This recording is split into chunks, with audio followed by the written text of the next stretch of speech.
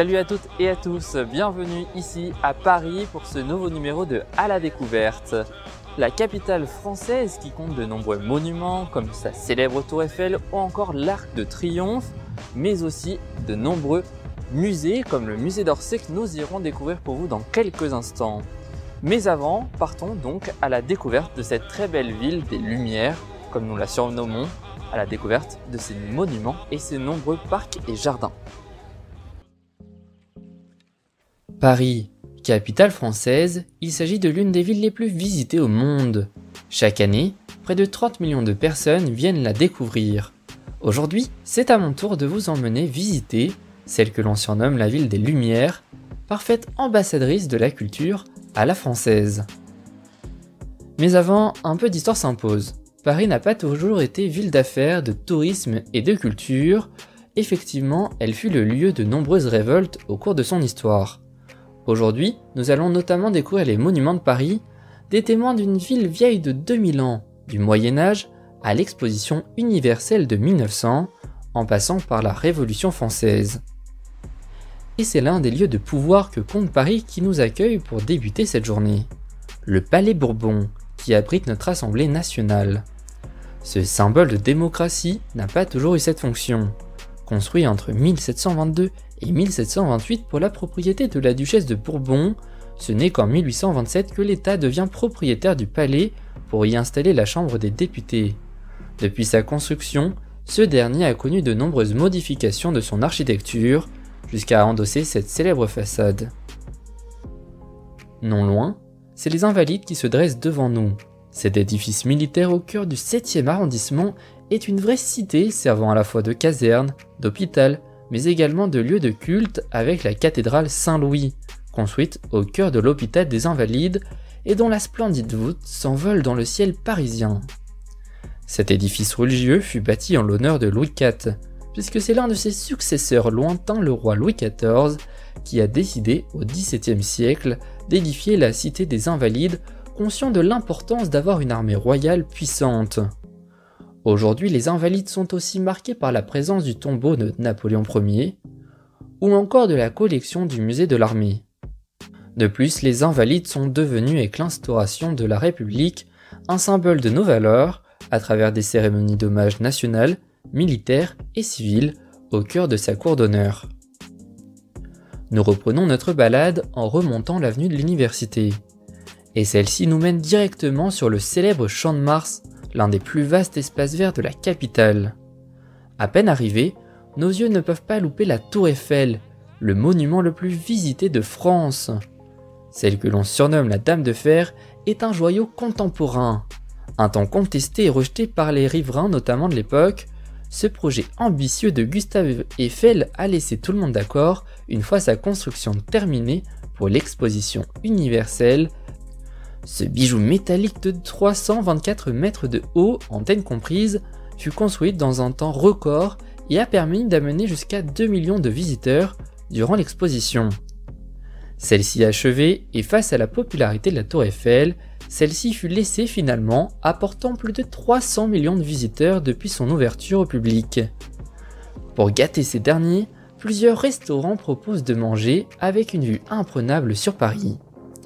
Mais malheureusement, impossible pour nous d'en profiter. Lors de notre visite, la tour Eiffel est fermée pour être nettoyée après plusieurs mois de fermeture. La tour a inspiré bon nombre d'artistes et est devenue l'un des symboles de Paris et plus globalement de toute la France. Face à la Dame de Fer, c'est un monument bien plus récent que nous pouvons découvrir, le Grand Palais éphémère. Ce dernier construit pour pallier à la restauration du Grand Palais, il accueille les grands événements habituellement organisés au sein du palais d'origine et accueillera plusieurs épreuves durant les Jeux Olympiques 2024 qui se dérouleront ici à Paris. Fabriqué à partir de matériaux éco-responsables, il pourra être réutilisé dans de multiples configurations après sa désinstallation. Quittons le Champ de Mars, direction la place de l'Étoile.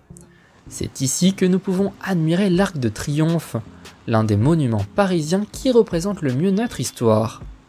Érigé entre 1806 et 1836 sur demande de Napoléon Ier, ce dernier s'est inspiré des arcs de triomphe construits sous l'Empire romain. Ce point de repère à la jonction des 8e, 16e et 17e arrondissements de Paris est devenu un vrai symbole lorsque la dépouille du soldat inconnu tué lors de la Première Guerre mondiale y a été inhumée le 28 janvier 1921. 2 ans plus tard, fut installée la flamme de souvenir en mémoire de tous les soldats morts au combat. Depuis, celle-ci ne s'éteint pas et chaque soir elle est ravivée à 18 h par des associations d'anciens combattants.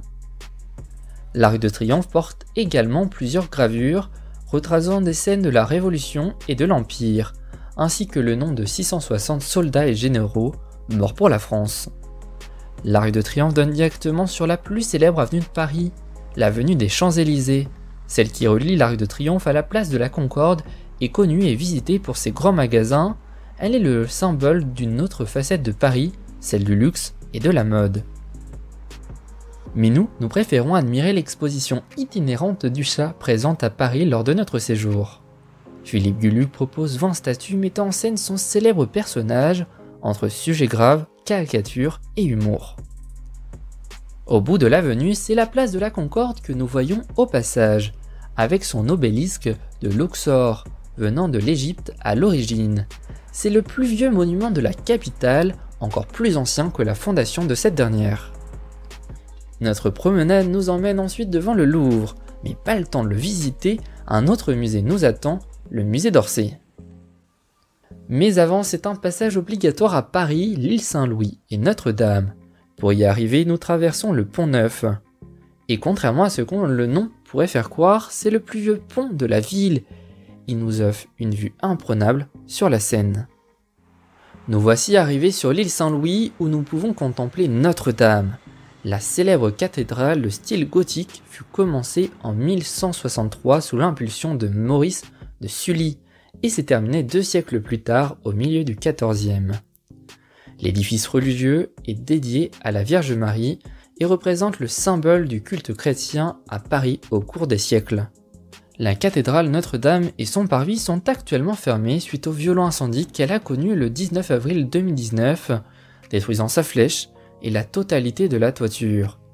Après 2 ans de consolidation, les premiers travaux de restauration doivent débuter cet hiver et une réouverture au public est attendue pour 2024, rendant en attendant dans la tristesse les célèbres gargouilles de Notre-Dame. Après un passage rapide devant le Panthéon, lieu où reposent les grands hommes et femmes de la nation, tels que Voltaire, Émile Zola ou encore Simone Veil, nous découvrons dans le ciel parisien la tour Montparnasse. Celle qui a longtemps été la plus grande tour de France jusqu'à la construction de la Défense, s'envole jusqu'à 210 mètres de haut avec ses 59 étages de bureaux, restaurants et entreprises. Loin de l'agitation, nous décidons de faire une pause et pour ça quoi de mieux que le jardin du Luxembourg. Nous pouvons flâner dans ce jardin à la française au charme laissé intact. Nous y croisons coureurs du dimanche, tourtereaux en balade dans la ville de l'amour, étudiants venus se reposer sur les chaises vertes disposées un peu partout, ou encore familles venues admirer les nombreuses sculptures que compte le parc. D'ailleurs, une nous interpelle, la Statue de la Liberté. Il s'agit d'une version réduite en bronze qui a servi de modèle au sculpteur Auguste Bartholdi. En avançant dans les allées, nous finissons par arriver devant le palais du Luxembourg. Encore une prouesse architecturale. C'est ici où siègent nos sénateurs. Mais pas le temps de leur rendre une visite, le musée d'Orsay nous attend.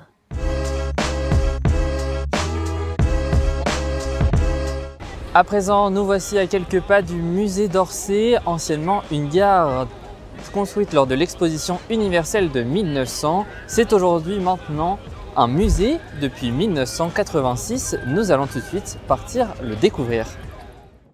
Nous voici arrivés au musée d'Orsay. Et avant de découvrir ses multiples œuvres, c'est son impressionnante horloge qui nous accueille. Vestige de l'ancienne gare qui se trouvait entre ses murs. Mais aujourd'hui, plus aucun train, ce sont diverses collections présentant l'art occidental dans toute sa diversité, de 1848 à 1914, qui nous sont proposées. Nous commençons notre visite par la grande galerie du musée, où plusieurs statues du néoclassicisme sont à découvrir. Ou encore la très grande toile Les Romains de la Décadence, réalisée par Thomas Couture. Nous arpentons ensuite les différentes galeries situées aux extrémités. Nous pouvons observer des œuvres réalistes comme la toile de Jean-François Millet, Les Glaneuses, ou encore les sculptures des célébrités du juste milieu de Daunier, caricaturant les principaux personnages du début de la monarchie de Juillet. Un peu plus loin, c'est un tout autre courant artistique qui est mis en valeur, l'impressionnisme, avec plusieurs créations signées Rodin, telles que sa représentation de Jules Dalou en bronze. Mais ce n'est pas tout, le musée possède la plus importante collection de peintures impressionnistes et post-impressionnistes au monde, avec près de 1100 toiles au total sur plus de 3650. Nous pouvons voir de nombreux chefs-d'œuvre tels que le bal du Moulin de la Galette d'Auguste Renoir, ou encore les raboteurs de parquet de Gustave Caillebotte. Nous flânons à travers les différentes pièces du musée, jusqu'à arriver dans la collection du pointillisme, illustrée parfaitement par la femme faisant du crochet de Lucie Cousturier. Notre visite se termine par une collection dédiée à plusieurs œuvres du peintre allemand Van Gogh, avec notamment sa célèbre chambre à Arles. Cette toile témoigne de la richesse du musée d'Orsay et de sa diversité culturelle entre le 19e et le 20e siècle. Nous disons au revoir à Orsay et ses chefs-d'œuvre. Mais avant de terminer notre journée à Paris, impossible de ne pas passer devant le Moulin Rouge, l'un des plus célèbres cabarets de la capitale. Il illustre parfaitement une autre facette de la richesse culturelle de Paris.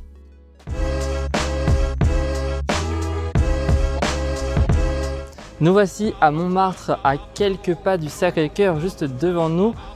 Encore un emblème de l'architecture riche de Paris que nous avons découvert ensemble dans ce numéro. Merci infiniment à vous toutes et à vous tous de l'avoir suivi. Je vous souhaite de passer une excellente fin de journée et à très bientôt pour de nouvelles découvertes.